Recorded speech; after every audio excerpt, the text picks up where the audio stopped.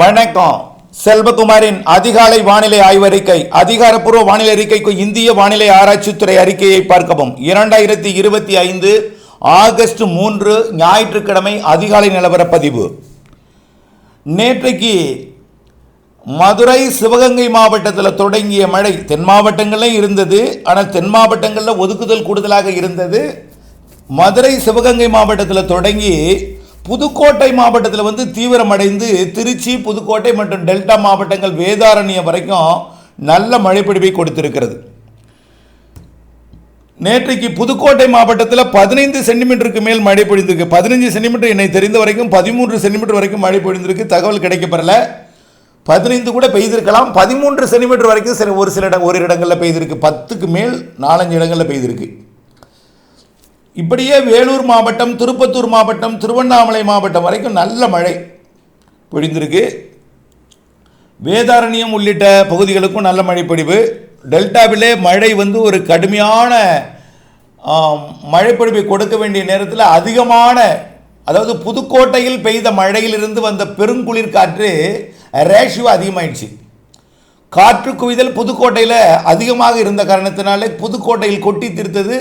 புதுக்கோட்டை, திருச்சி மற்றும் மணப்பாறை இதன் இடைப்பட்ட பகுதியில் பெய்த மழை, புதுக்கோட்டை, திருச்சி, மணப்பாறை பகுதி இடைப்பட்ட பகுதியில் மழை அதிகமான மழையை பொழிந்து அதிகமான குளிர்காற்று சுற்று வட்டாரங்களில் வீசிய காரணத்தினால வெப்பச்சலனம், அதாவது காற்று குளிர்விந்து மழை பொழிவாக மாற்றுவதற்கு அந்த மேகம் வெப்ப நீராவி எல்லாமே புதுக்கோட்டையில் கொட்டிட்டு வெப்ப நீராவியை தீர்ந்து போய் மழை மேகங்கள் மட்டும் உருவாகி காற்றாவே போய்விட்டது. அதான் காற்றடிச்சிருச்சு களைஞ்சிட்டு சொல்ல முடியாது. அதே தான், அதாவது அந்த வெப்ப நீராவி அளவு குறைந்து விட்டது, குளிர்ந்து விட்டது, மேகமாக உருவாகி விட்டது.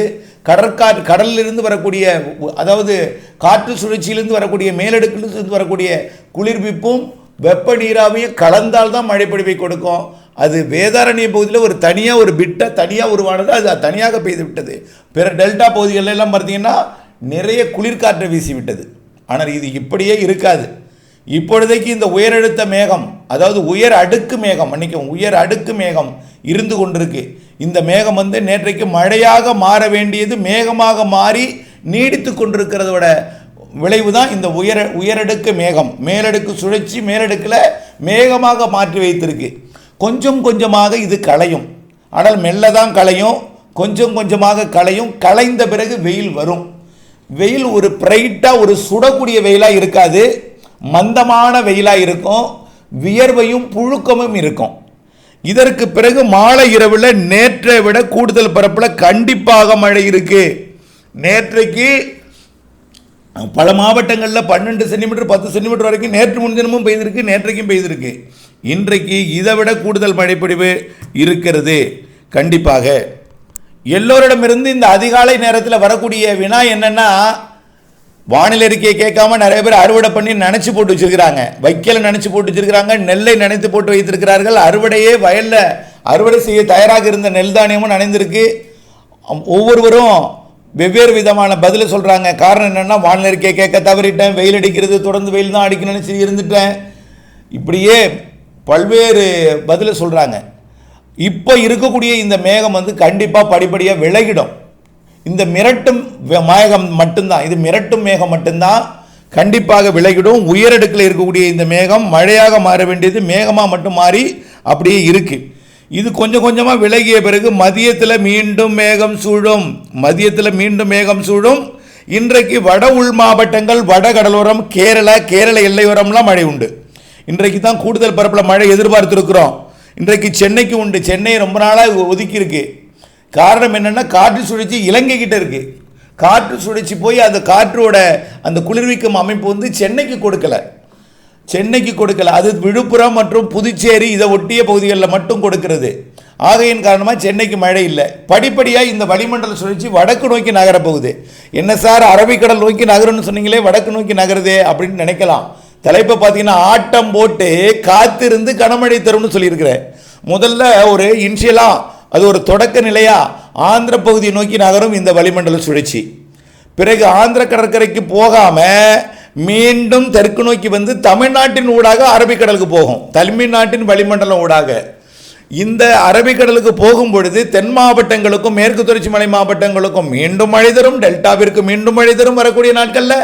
குறிப்பாக நம்ம ஏற்கனவே சொல்லியிருக்கிறோம் 6, 7, 8 6, 7, 8ன்னு சொல்லிகிட்டே இருக்கோம். இந்த 6, 7, 8 தான் அதிக மழை தரும். அப்போ தான் இது மேற்கு நோக்கி நகரும், அப்போ தான் எல்லா மாவட்டங்களுக்கும் மழை தரும்.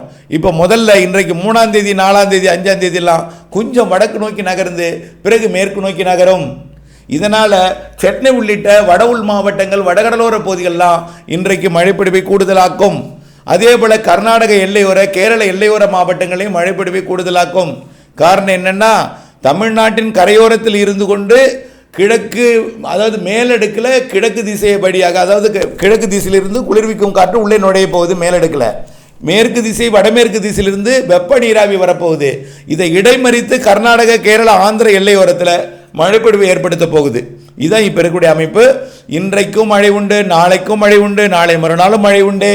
குறைந்தபட்சம் நனைக்கும் மழையிலிருந்து மிக கனமழை பொழிவு வரைக்கும் பொழியும். 15 சென்டிமீட்டர் வரைக்கும் கூட ஆங்காங்கே ஓரிரு இடங்களில் இருக்கும் என்பதை தெரியப்படுத்த விரும்புகிறேன். 6ஆம் தேதி 7ஆம் தேதி 8ஆம் தேதி இந்த 3 நாளும் இன்னும் மழைப்பொழிவு பரப்புலையும் அளவுலையும் கூடியிருக்கும் என்பதை தெரியப்படுத்த விரும்புகிறேன். இதை கேட்டுட்டு இருக்கவங்களுக்கு அச்சம் வரும். ஏன்னா 2-3 நாளாகவே சில இடங்களில் மழை பெய்துகிட்டே இருக்குது, பெய்த இடத்துலையே பெய்துகிட்டே இருக்குது. இப்போ கள்ளக்குறிச்சி விழுப்புரம் மாவட்டங்கள்லாம் திரும்ப திரும்ப பெய்து கொண்டு இருக்குது சில இடங்களில். அதே போல் புதுக்கோட்டை மாவட்டத்தில் நேற்றைக்கு பெய்த மழையே போதும் போதுன்னு ஆயிடுச்சு. இப்போ போதும் போதுன்னு சொல்ல மாட்டாங்களா? சொல்லிடுவாங்க. ஏன்னா அந்த அளவிற்கு நேற்றுக்கு போக்குவரத்து நெரிசலாகிவிட்டது புதுக்கோட்டை மாநகரத்தில் கூட. அதாவது வானம் என்பது ஒரு திறந்த வெளி மேலே இருந்து கொட்டுற மழை அவ்வளவு வேகமாக பாதாள சாக்கடை வழியாக போய் சேராது. ஏன்னா அது ஓப்பன், மேலே இருக்கிறது ஓப்பன், கீழே இருக்கிறது மூடி வழியாக போய் தான் நம்ம வெளியாகணும். அதுக்குள்ளரையே அங்கே அந்த அளவிற்கு போக்குவரத்து நெரிசல் ஏற்படுத்தும் அளவிற்கு மழை பொழிவு புதுக்கோட்டை மாநகரில். புதுக்கோட்டை மட்டும் இல்லை, வயல்வெளி எல்லாம் நிரம்பி இருக்கிறது புதுக்கோட்டை மாவட்டத்திலையும். மணப்பாறைக்கும் புதுக்கோட்டைக்கும் இடைப்பட்ட பகுதி, திருச்சி புதுக்கோட்டை இடைப்பட்ட பகுதி, இங்கெல்லாம் தஞ்சாவூர் புதுக்கோட்டை இடைப்பட்ட பகுதியெல்லாம். ஆகவே இப்படிப்பட்ட மழைப்பொழிவுகள் பெய்திருக்கிற இடத்துல மேலும் மழைப்பொழிவுகள் 15ஆம் தேதி வரை தொடரும் என்று சொல்லும் போதும் 6, 7, 8 தேதிகளில் அதிக மழை இருக்குன்னு சொல்லும் போதும் கொஞ்சம் அச்ச உணர்வை ஏற்படுத்தலாம். ஆனால் பகலில் பெய்யாது, மாலை இரவில் பெய்யும். பெய்த இடத்தில் கொஞ்சம் குறைவாகத்தான் பெய்யும். இப்போ கொஞ்சம் காய்ந்த பிறகு தான் கொஞ்சம் வலிமை, அதாவது கொஞ்சம் வெப்பம் அந்த இடத்துல ஏறிய பிறகு தான் நல்ல மழைப்பொழிவை கொடுக்கும். சில இடங்களில் தினசரி பெய்யும். காரணம், நம்ம ஊரில் உள்ள காற்று வெப்பமடைந்து லேசானது அல்ல. கர்நாடகா பகுதியிலிருந்தும் மகாராஷ்டிராவிலிருந்து கர்நாடகா வழியாக மத்திய பிரதேசம் தெலுங்கானாவிலிருந்து ஆந்திர பிரதேசம் வழியாக அரபிக்கடலிலிருந்து வரக்கூடிய தென்மேற்கு லேசாக நகரக்கூடிய தென்மேற்கு பருவக்காற்று கேரளா வழியாக தமிழ்நாட்டில் நுழையும் போது வெப்பமடைந்து மேலெடுகிறது. அது மேலெடுந்து வருவது தான் எதிர்த்து தடுக்கிறது. அதனால் தொடர்ந்து இது மேலெடுந்து வந்து கொண்டே இருக்கும். தொடர்ந்து இது எதிர்த்து தடுத்து மழை மேகத்தை உண்டு பண்ணி மழைப்பொழிவை ஏற்படுத்தி கொண்டே இருக்கும்.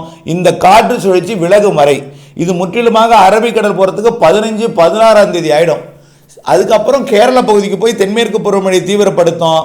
வங்கக்கடலில் புதிதாக ஒரு காற்றழுத்த தாழ்வு நிலை உருவாகி ஆந்திர பிரதேசம் நோக்கி போகும். 15லேருந்து 22ஆம் தேதி வரைக்கும் ஆந்திர பிரதேசத்தில் புதிய நிகழ்வு வரும். கேரளா கடற்கரைக்கு இந்த நிகழ்வு வளிமண்டல சுழற்சி கேரளா கடற்கரைக்கு 15ஆம் தேதி வாக்கில் நகரும். ஆக அரபிக்கடலில் ஒரு நிகழ்வும் வங்கக்கடலில் ஒரு நிகழ்வும் 15லேருந்து 20ஆம் தேதி வாக்கில் நீடிக்கும்.